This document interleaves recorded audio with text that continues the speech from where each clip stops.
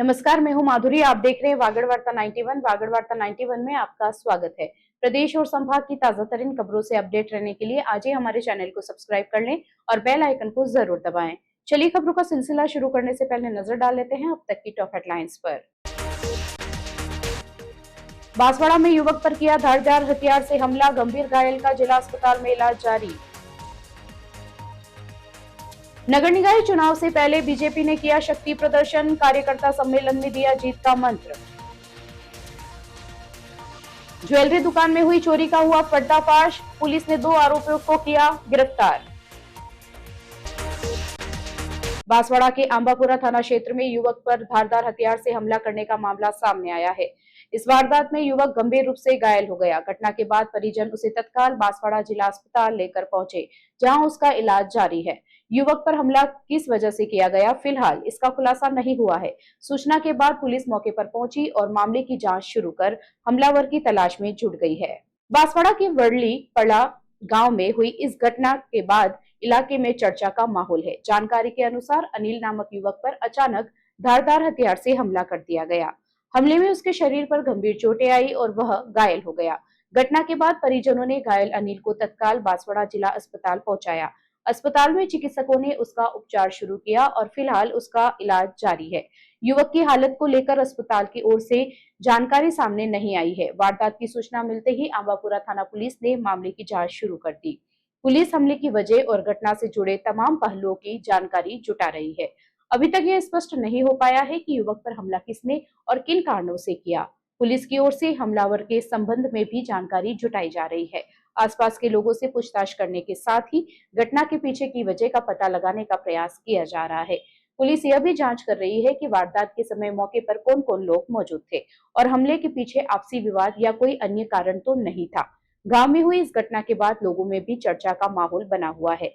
फिलहाल घायल युवक का जिला अस्पताल में उपचार जारी है और आंबापुरा थाना पुलिस मामले में आगे की कार्रवाई कर रही है।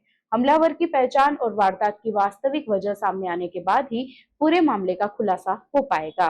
बांसवाड़ा में नगर निकाय चुनाव से पहले बीजेपी ने विशाल कार्यकर्ता सम्मेलन आयोजित कर चुनावी तैयारियों का आगाज कर दिया है। सम्मेलन में बड़ी संख्या में कार्यकर्ता और टिकट के दावेदार अपने समर्थकों के साथ पहुंचे।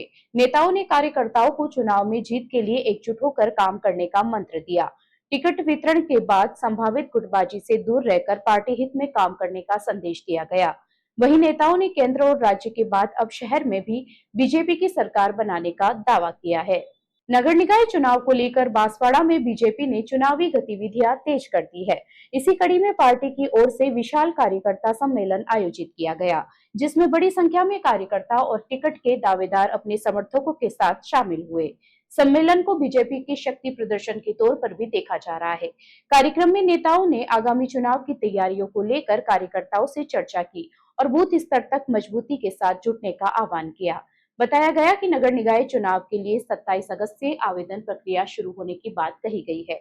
टिकट वितरण से पहले ही नेताओं ने कार्यकर्ताओं को जीत का मंत्र देते हुए एकजुट होकर पार्टी के लिए काम करने का संदेश दिया। सम्मेलन में टिकट बंटवारे के बाद संभावित गुटबाजी को लेकर भी कार्यकर्ताओं को संदेश दिया गया।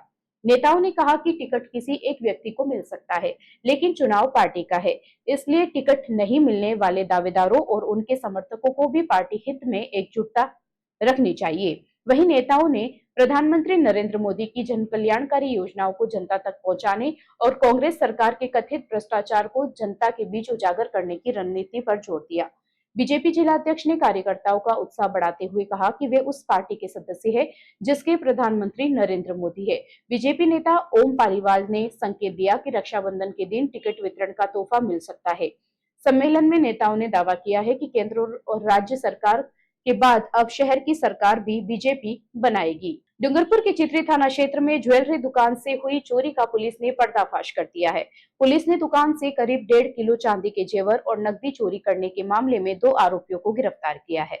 पुलिस के अनुसार आरोपी पहले ज्वेलरी दुकान की रेकी करते थे और फिर छोटा मोटा सामान खरीदकर दुकानदार का भरोसा जीतते थे। मौका मिलते ही चोरी की वारदात को अंजाम देते थे। जांच में आरोपियों का आपराधिक रिकॉर्ड भी सामने आया है। डूंगरपुर जिले के चित्री थाना क्षेत्र में ज्वेलरी की दुकान से चोरी की वारदात 22 अगस्त की सुबह हुई थी। दुकान संचालक 76 वर्षीय तुलसीराम सोनी ने 23 अगस्त को पुलिस थाने में रिपोर्ट दर्ज कराई थी।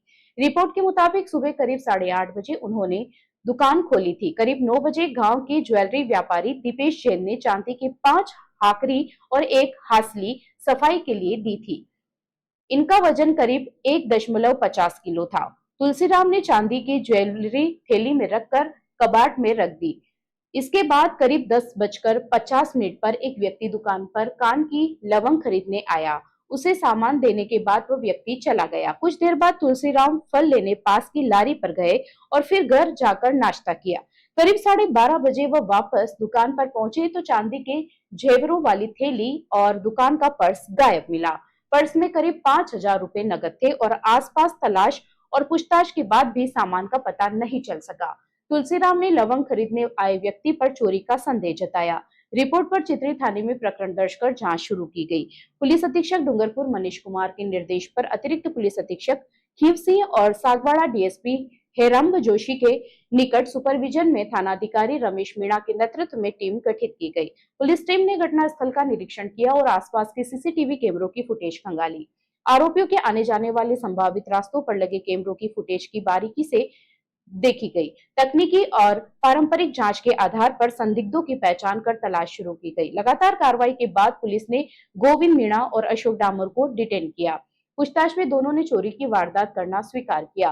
पुलिस के मुताबिक गोविंद शातिर प्रवृत्ति का चोर है और उसके खिलाफ पहले से 13 मामले दर्ज है। दोनों से पूछताछ जारी है और जिले की अन्य चोरी की वारदातों का खुलासा होने की संभावना जताई गई है। घटना से संबंधित एक संदिग्ध व्यक्ति का नाम मिला जो थाना घाटोल सर्कल का रहने वाला है। उसकी तलाश की गई, डिटेन किया गया, उसके साथी सहित डिटेन कर थाने पर लाए।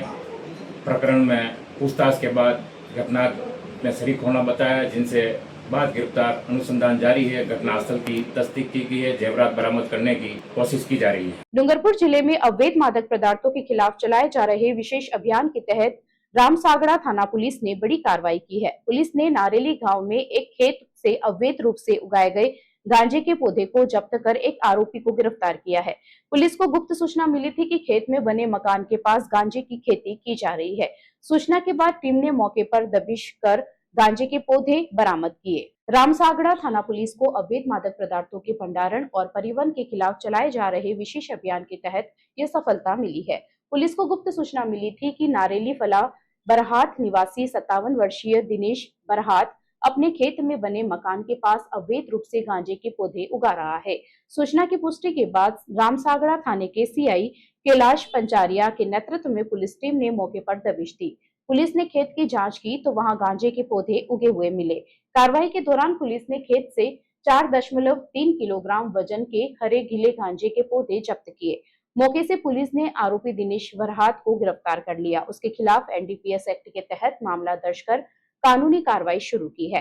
पुलिस अब आरोपी से अवैध खेती को लेकर पूछताछ कर रही है। जांच में यह पता लगाने का प्रयास किया जा रहा है कि दिनेश बरहात कब से अपने खेत में गांजे की खेती कर रहा था। इसके अलावा पुलिस यह भी जानकारी जुटा रही है कि अवैध खेती में उसके साथ कोई अन्य व्यक्ति शामिल था या नहीं और गांजे की फसल को आगे कहां खपाने की योजना थी। चलते चलते फिर नजर डालते हैं आज की टॉप हेडलाइंस पर। बांसवाड़ा में युवक पर किया धारदार हथियार से हमला, गंभीर घायल का जिला अस्पताल में इलाज जारी।